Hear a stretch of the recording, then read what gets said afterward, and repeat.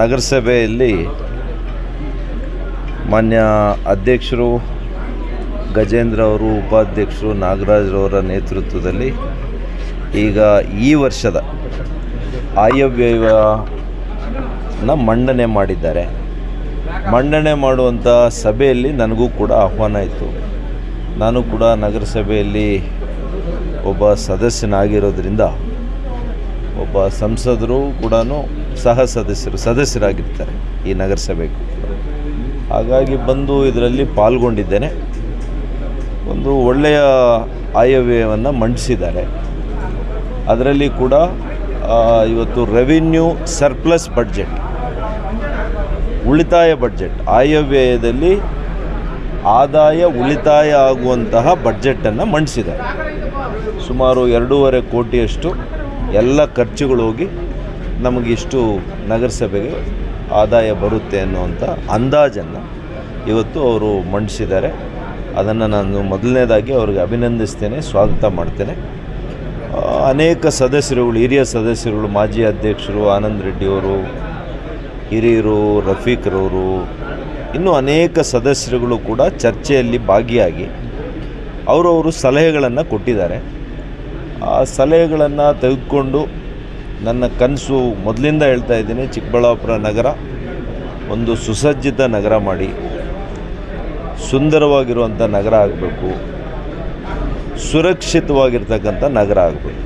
ಈ ನಿಟ್ಟಿನಲ್ಲಿ ನಿಮ್ಮ ಒಂದು ಆಡಳಿತ ಮುಂದುವರಿಯಲಿ ಮತ್ತು ಜನಸಾಮಾನ್ಯರಿಗೆ ಯಾವುದೇ ರೀತಿಯಲ್ಲಿ ಅಲದಾಡಿಸ್ದಿರ ಸುಗಮವಾಗಿ ಅವ್ರ ಕೆಲಸಗಳಾಗಬೇಕು, ಸುಲಭವಾಗಿ ಕೆಲಸ ಆಗಬೇಕು, ಪಾರದರ್ಶಕತೆಯನ್ನು ಮೆರಿಬೇಕು, ಯಾವುದೇ ರೀತಿ ಭ್ರಷ್ಟಾಚಾರಕ್ಕೆ ಅವಕಾಶ ಕೊಡದೆ ತಾವು ಆಡಳಿತವನ್ನು ಮಾಡಬೇಕು ಅಂತೇಳಿ ನಾನು ಅಪೇಕ್ಷೆ ಮಾಡ್ತೇನೆ. ನಗರಸಭೆಯಲ್ಲಿ ನಮ್ಮ BJP ಸರ್ಕಾರದಲ್ಲಿ ನಾನು ಸಚಿವನಾಗಿದ್ದಾಗ ನಗರೋತ್ಥಾನದ ಅನುದಾನವನ್ನು ಕೊಟ್ಟಿದ್ದೇವೆ. ಅದರದ್ದು ಇನ್ನೂ ಕೂಡ 2 ವರ್ಷಗಳಾಗ್ತಾ ಬಂತು. ನಮ್ಮ ಕಾಲದಲ್ಲೇ ಟೆಂಡರ್ ಕೂಡ ಆಗೋಗಿತ್ತು.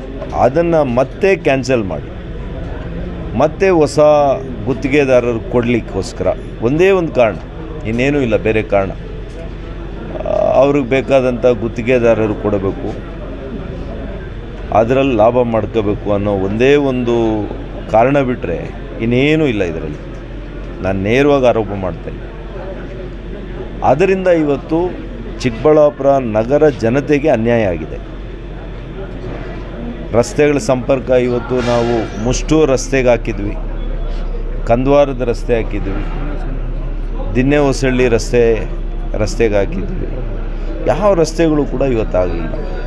31 ವಾರ್ಡ್ಗಳಿಗೂ ಕೂಡ ಪ್ರತಿ ಸದಸ್ಯರಿಗೂ ಕೂಡ ಕೇಳಿ ಅವ್ರಿಗೆ ಬೇಕಾದಂಥ ಕಾರ್ಯಕ್ರಮ, ಯಾಕೆಂದರೆ ಆ ಸದಸ್ಯರಿಗೆ ಗೊತ್ತಿರುತ್ತೆ ಅಲ್ಲಿನ ಸ್ಥಿತಿಗತಿಗಳ ಪರಿಸ್ಥಿತಿ. ಅವ್ರನ್ನೇ ಕೇಳಿ ನಾನು ಯಾವುದು ತ್ವರಿತವಾಗಿ ಆಗಬೇಕಾಗಿರುವಂಥ ಕಾಮಗಾರಿಕೆಗೆ ಅದಕ್ಕೆ ಅವರಿಗೆ ನಾವು ಆ ಒಂದು ಕೆಲಸಗಳಿಗೆ ನಾವು ಕೈಗೆತ್ಕೊಂಡಿದ್ವಿ.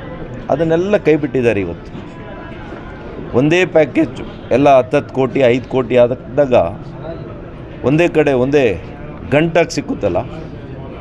50 ಲಕ್ಷ 80 ಲಕ್ಷ ಹಿಂಗೆ ಹಾಕಿದ್ರೆ ಕಷ್ಟ, ಜಾಸ್ತಿ ಜನ ಗುತ್ತಿಗೆದಾರರು ಬರ್ತಾರೆ. ಇದಾದರೆ 1-2 ಗುತ್ತಿಗೆದಾರರು ಕೊಟ್ಟು ಅವ್ರಿಗೆ ಅನುಕೂಲ ಮಾಡ್ಕೋಬೋದು ಅಂತ ಮಾಡಿದ್ದಾರೆ. ಅದೇ ರೀತಿ ಇವತ್ತು ನಮ್ಮ ಅರ್ಬನ್ ಟ್ರಾನ್ಸ್ಪೋರ್ಟ್ ಅದೊಂದು ಯೋಜನೆ, ಡೆಲ್ಟ್, ಅದರಲ್ಲಿ ಸುಮಾರು 9.25 ಕೋಟಿಗೆ ನಾನು ಕಾರ್ಯಯೋಜನೆಯನ್ನು ಕೂಡ ಮಾಡಿಸಿದ್ದೆ. ಆ 9.25 ಕೋಟಿ ಹೋಗಿ ಈಗ ಕೇವಲ 2 ಕೋಟಿ ಬಂದಿದೆ ಚಿಕ್ಕಬಳ್ಳಾಪುರಕ್ಕೆ. ಅದೇ ಈ ಜಿಲ್ಲೆ ಬೇರೆ ನಗರಗಳಿಗೆ, ವಿಶೇಷವಾಗಿ ಚಿಂತಾಮಣಿಗೆ ಜಾಸ್ತಿ ಹೋಗಿದೆ. ಅಂದರೆ ಸುಮಾರು 20 ಕೋಟಿವರೆಗೂ ಹೋಗಿದೆ. ಅಂದರೆ ಇಲ್ಲಿ ಯಾರೂ ಕೂಡ ದಾಪಾಗಿ ಇಲ್ಲ. ಚಿಕ್ಕಬಳ್ಳಾಪುರ ನಗರ ಆಗಲಿ, ಚಿಕ್ಕಬಳ್ಳಾಪುರ ವಿಧಾನಸಭಾ ಕ್ಷೇತ್ರಕ್ಕಾಗಲಿ ಒಬ್ಬ ಶಾಸಕರಾಗಿರ್ತಕ್ಕಂಥವರು ಎಷ್ಟು ಬದ್ಧತೆಯಿಂದ ಕೆಲಸ ಮಾಡಬೇಕು, ಆ ಬದ್ಧತೆಯನ್ನು ಯಾರೂ ಕೂಡ ಪ್ರದರ್ಶನ ಇಲ್ಲಿ ಮಾಡ್ತಾಯಿಲ್ಲ. ಅದರಿಂದನೇ ಅವರದೇ ಸರ್ಕಾರ, ಅವರದೇ ಪಕ್ಷದ ಸರ್ಕಾರ ಇದ್ದರೂ ಕೂಡ ಇಷ್ಟು ಅನ್ಯಾಯ ಆದರೂ ಕೂಡ ಅವರು ಆರಾಮಾಗಿದ್ದಾರೆ ಅಂದರೆ ಅವ್ರಿಗೆ ಒಂದು ಈ ಕ್ಷೇತ್ರದ ಬಗ್ಗೆ ಬದ್ಧತೆ ಇಲ್ಲ, ಅಥವಾ ಮಾಡಬೇಕು ಅನ್ನೋ ಕಾಳಜಿ ಇಲ್ಲ ಅವರಿಗೆ ಹೇಗೆ ಮಾಡಬೇಕು ಅನ್ನೋವಂಥದ್ದು ಅವರಿಗೆ ಅರಿವಿಲ್ಲ. ಈ ಮೂರರಲ್ಲಿ ಒಂದಾಗಿದೆ. ಸರ್, ಮೊನ್ನೆ ಏನು ನಮ್ಮೂರಿಗೆ ನಮ್ಮ ಶಾಸಕರು ಹೋಗಿದ್ದರು, ಹೇಗಿತ್ತು 10 ವರ್ಷದಿಂದ ಅನ್ನೋದನ್ನು ಆ ಜನದ ಆ ಒಂದು ಹಳ್ಳಿಗಳಲ್ಲಿ ಇರ್ತಕ್ಕಂಥ ಜನರನ್ನು ಕೇಳಿ. 2 ಗಂಟೆ ಬೇಕಾಗಿತ್ತು ಚಿಕ್ಕಬಳ್ಳಾಪುರದಿಂದ ಕೇತನಹಳ್ಳಿಗೆ ಹೋಗೋಕ್ಕೆ. ಒಂದು ಸಮಯದಲ್ಲಿ ಒಂದು ರಾಷ್ಟ್ರೀಯ ಹೆದ್ದಾರಿ ಮಾಡ್ದಂಗೆ ಮಾಡಿದೆ. ಆಮೇಲೆ ಅಲ್ಲಿನ ಜನರನ್ನು ಕೇಳಿ. ಪಾಪ ಇವ್ರಿಗೇನು ಗೊತ್ತಿದೆ, ಇವ್ರು ಬಂದು ಚಿಕ್ಕಬಳ್ಳಾಪುರ ನೋಡ್ತಾ ಇರೋದೇ ಈಗ 18 ತಿಂಗಳಿಂದ, ಇವರು 2 ವರ್ಷ ಆಗ್ತಾ ಬಂತು. ಅದಕ್ಕೆ ಮುಂಚೆ ಯಾವ ಊರು ನೋಡಿದ್ದಾರೆ, ಯಾರು ಕಷ್ಟ ನೋಡಿದ್ದಾರೆ, ಯಾರು ಪರಿಚಯ ಐತಿ ಇವರಿಗೆ?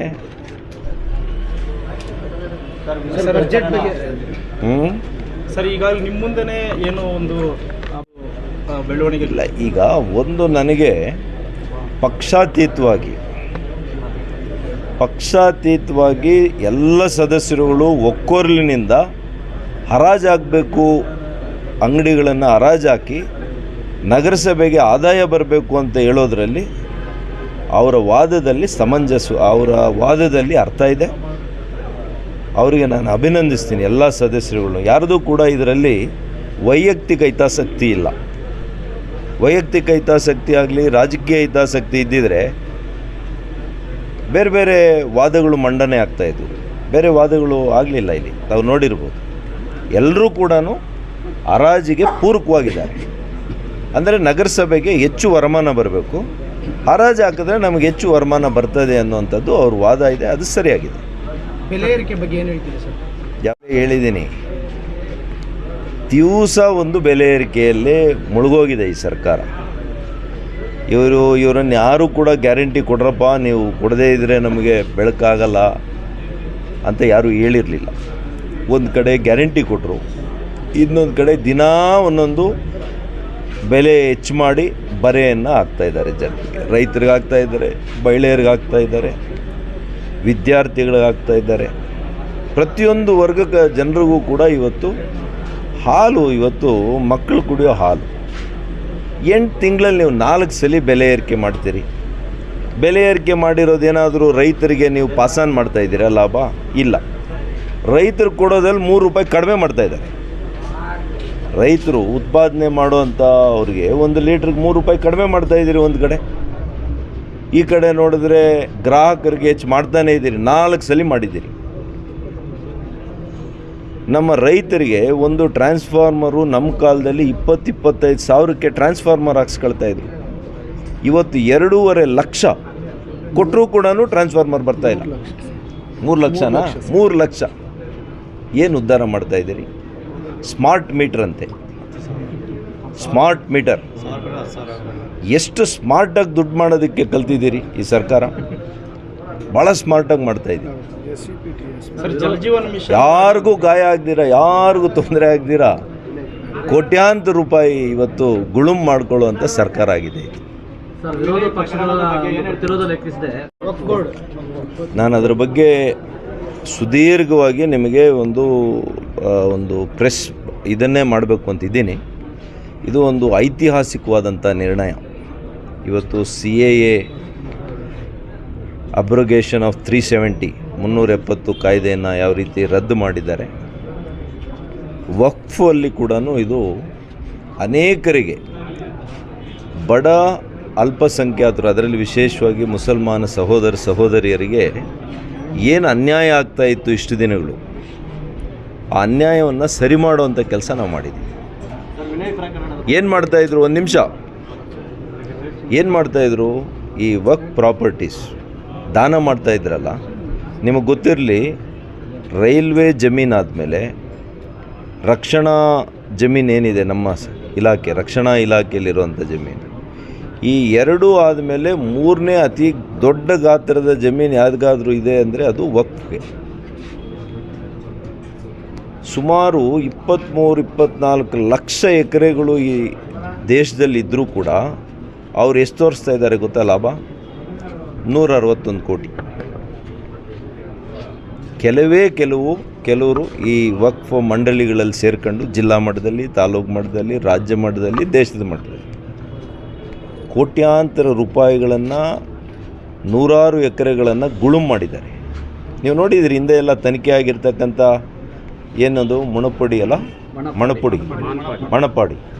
ಮಣಪಾಡಿ ರಿಪೋರ್ಟ್ ನೋಡಿದ್ದೀರಲ್ಲ, ಯಾರ್ಯಾರು ಏನೇನು ಮಾಡಿದ್ದಾರೆ.